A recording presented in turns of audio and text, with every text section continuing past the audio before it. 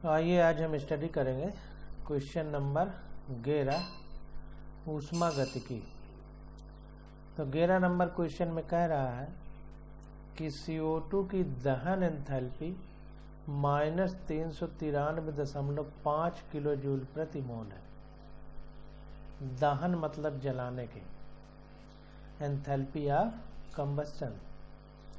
Carbon एवं oxygen से 35.2 ग्राम CO2 बनने पर उत्सर्जित ऊष्मा की गणना कीजिए।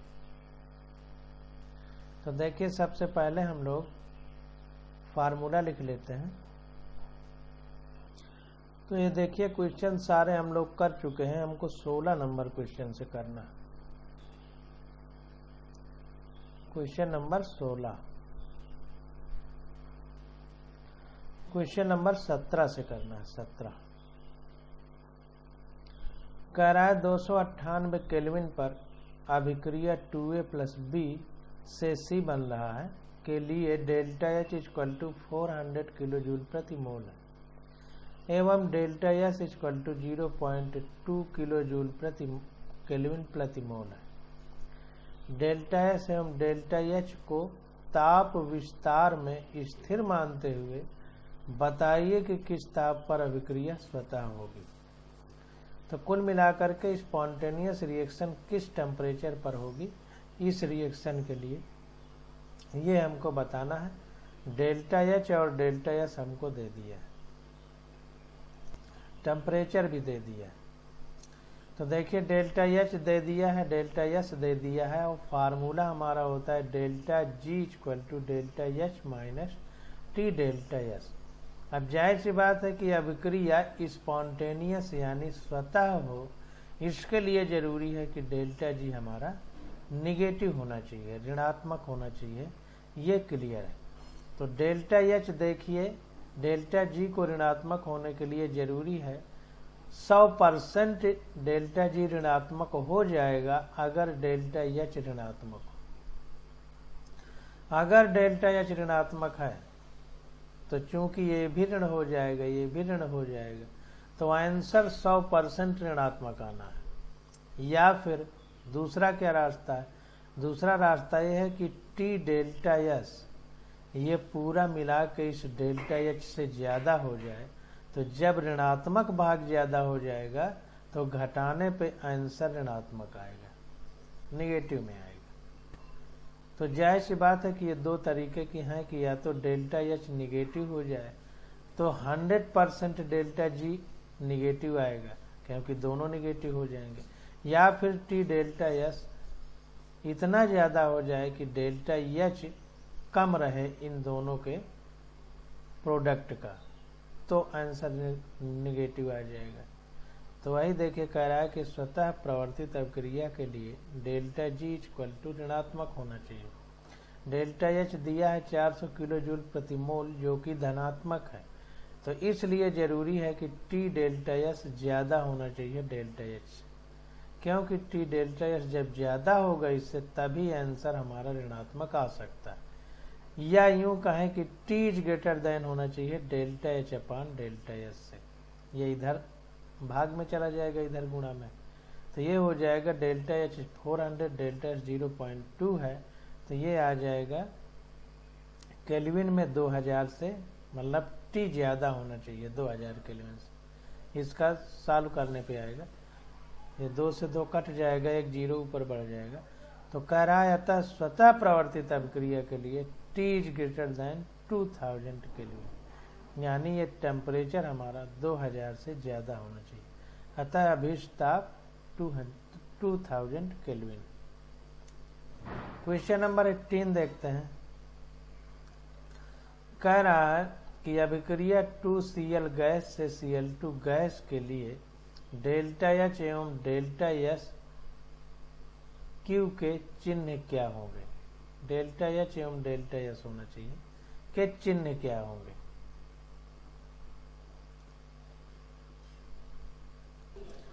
डेल्टा H एवं डेल्टा S है, तो कह रहा है अभीष्ट अभिक्रिया 2Cl गैस से Cl2 गैस बन रही है के लिए डेल्टा H एवं डेल्टा S के चिन्ह क्या होंगे। ये हमको बताना। तो देखिए यहाँ पर रिएक्शन को देखा जाए तो Cl के परमाणु यानी एटम है, 2 परमाणु है, उनसे एक अणु Cl गैस का बन रहा है। इसका मतलब ये है कि आबंध का निर्माण हो रहा है। तो वही कह रहा है कि Cl पहले अलग अलग थे, 2 थे परमाणु के रूप में यानी एटॉमिक फॉर्म में, गैस की अवस्था में। इनके मिलाने से Cl2 बना यानी Cl के बीच में आबंध बना। इसका मतलब एक आबंध का निर्माण हो रहा है। तो वही कह रहा है कि 2Cl गैस से Cl2 गैस जब बनती है तो ये दर्शाता है कि 2 क्लोरीन परमाणुओं के मध्य आबंध बने हैं, यानी एटम है, इनसे मॉलिक्यूल बना है। तो जाहिर सी बात है कि बीच में बॉन्ड बना होगा। अब देखिए आबंध बनने के समय ऊर्जा मुक्त होती है। जब हम बॉन्ड का फॉर्मेशन करते हैं तो एनर्जी निकलती है।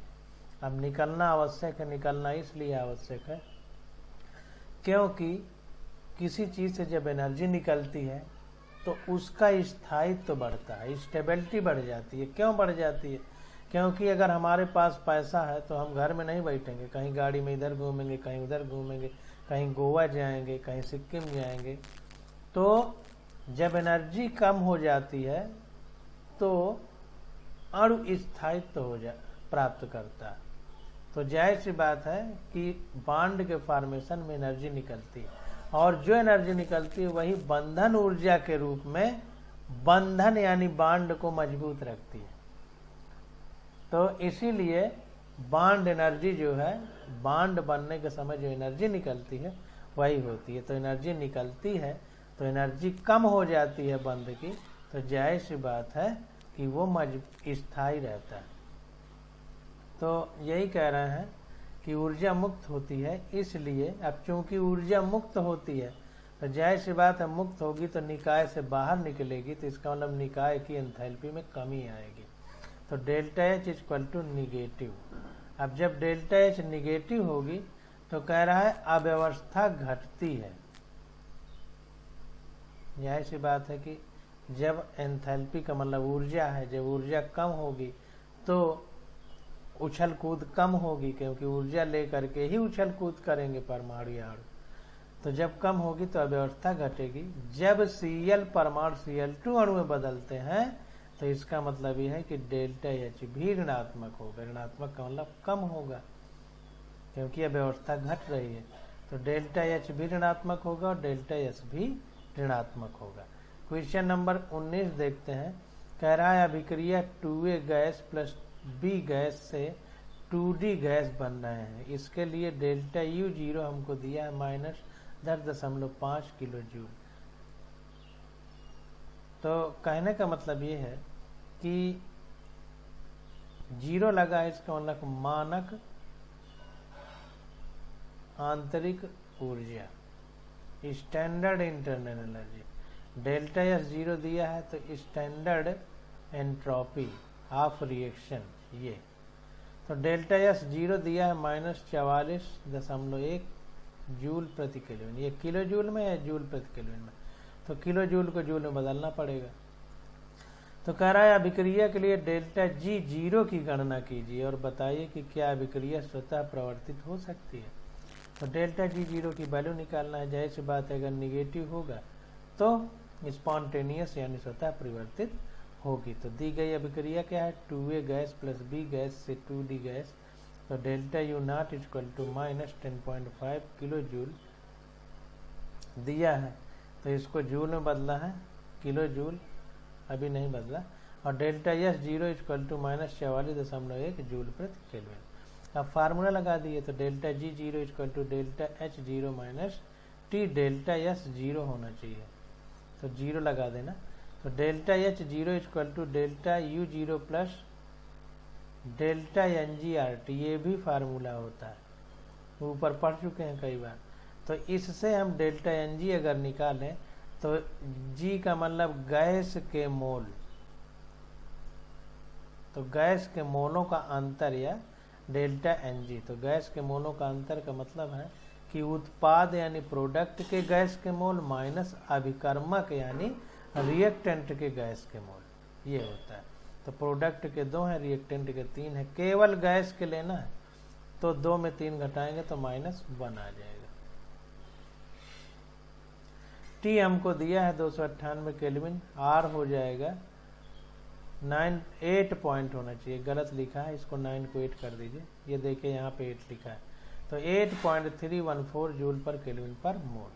तो ये आ जाएगा हमारा, इसमें वैल्यू रखेंगे इस फार्मूले में सारी वैल्यू। तो डेल्टा एच है -10.5 kilo joule plus delta N -1 आया है, R D 8.314 into T 298 kilo joule है,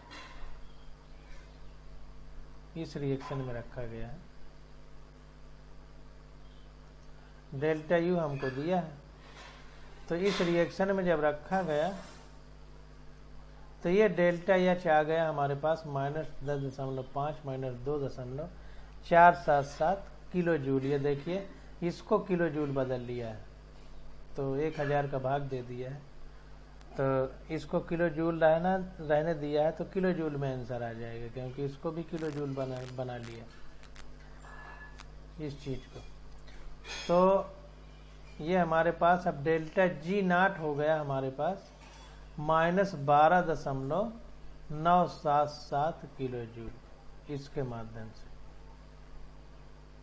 ये देखिए गलत लिखा है थोड़ा सा,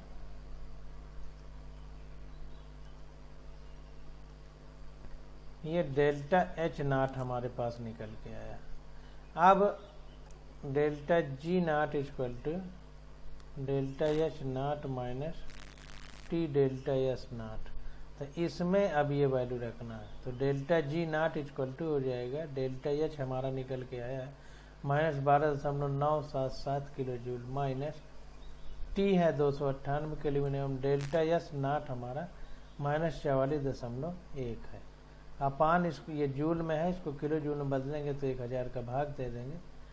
तो ये हमारा आ जाएगा सॉल्व करने पर delta H G naught 0.1648 kilo joule, इतना आ जाएगा। तो ये delta G naught equal to 0.164 kilo joule. ये देखिए धनात्मक वैल्यू है, पॉजिटिव। अगर निगेटिव होता तो रिएक्शन स्पॉन्टेनियस यानी स्वतः होती, पॉजिटिव है इसलिए स्वतः नहीं होगी, तो अभिक्रिया स्वतः प्रवर्तित नहीं। अब क्वेश्चन नंबर 20 देखते हैं। क्वेश्चन नंबर 20 में कह रहा है 300 केल्विन पर एक अभिक्रिया के लिए साम्य स्थिरांक 10 है। डेल्टा जी नॉट का मान क्या होगा? आर बराबर 8.314 जूल पर केल्विन पर मोल है। तो 300 केल्विन टेम्परेचर दे दिया है, साम्य स्थिरांक के दे दिया है 10 और डेल्टा जी नॉट का मान पूछ रहा है, आर की वैल्यू दे दिया। तो डेल्टा जी इक्वल टू होता है -2.303 RT log के, सीधा फार्मूले पर है। तो -2.303 R की वैल्यू इतने जूल पर केल्विन पर मोल दिया है 8.314 इंटू 300 T की वैल्यू log 10, K की वैल्यू 10 दिया। सॉल्व करने पे आ गया -5.744 किलो जूल प्रति मोल। यही डेल्टा जी जीरो का मान होगा, सीधा फार्मूला है और कुछ नहीं। क्वेश्चन नंबर 21 देखते हैं। कह रहा है निम्नलिखित अभिक्रिया के आधार पर यनो गैस के ऊष्मागतिकी स्थायित्व पर टिप्पणी कीजिए। ऊष्मागतिकी स्थायित्व एनो गैस की, तो इसको देखते हैं। ये रिएक्शन दे दिया है हमको, हाफ N2 + O2 गिव्स यनो सब गैस है। डेल्टा RH0 है 90 किलो जूल प्रति मोल, यानी स्टैंडर्ड एंथैल्पी ऑफ रिएक्शन है डेल्टा आर। इस रिएक्शन के लिए NO gas plus half O2 gas से NO2 गैस बन रही है। डेल्टा RH0 यानी स्टैंडर्ड एंथैल्पी ऑफ रिएक्शन है -74 किलो जूल प्रति मोल। तो कह रहा है कि ऊष्मागतिकी स्थायित्व पर टिप्पणी कीजिए। तो यहाँ पर देखिए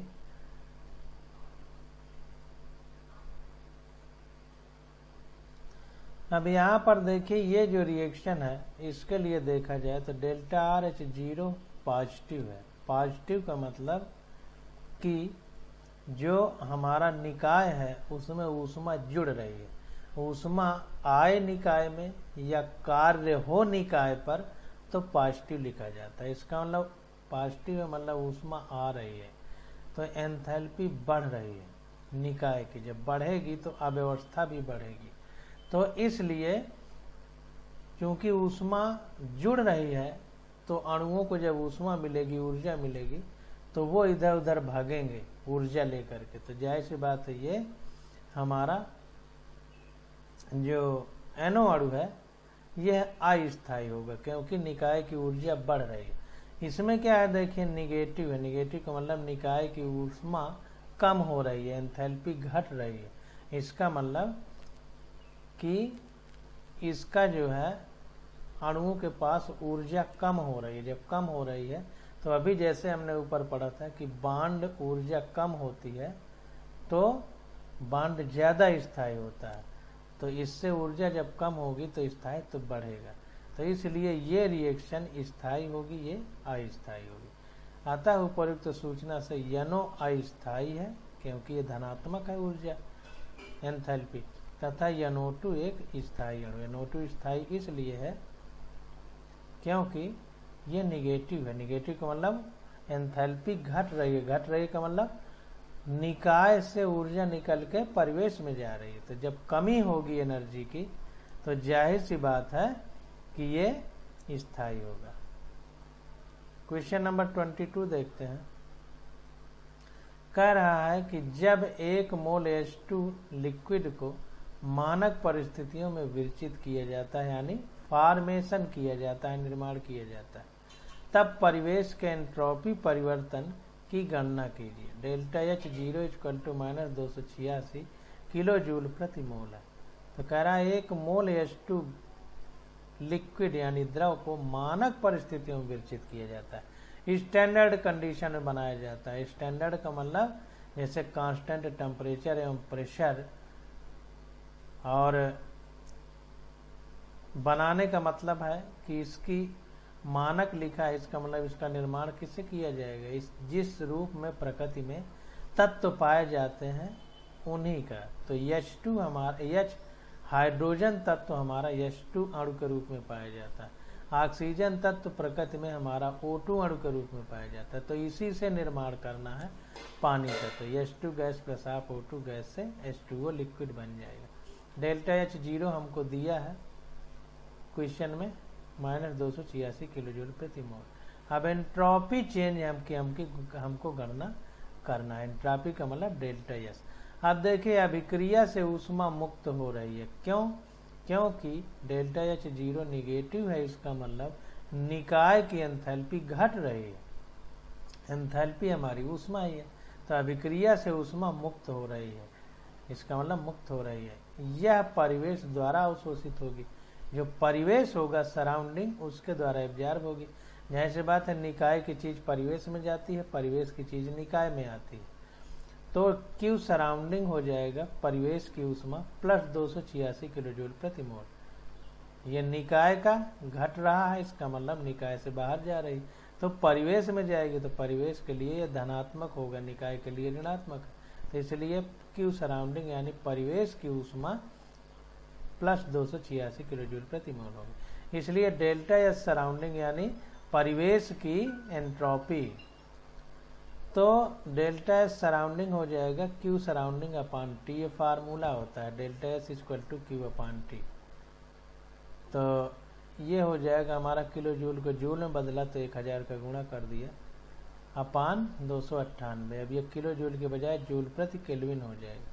तो इस सॉल्व करने पे आ गया 959.73 जूल पर केल्विन। इसलिए परिवेश का एंट्रोपी परिवर्तन 959.73 जूल पर केल्विन होगा। ये हमारा आंसर हो जाएगा। तो इस प्रकार से चैप्टर हमारा खत्म हो जाता है। अब हम लोग अगले लेक्चर में नीट के क्वेश्चन सॉल्व करेंगे।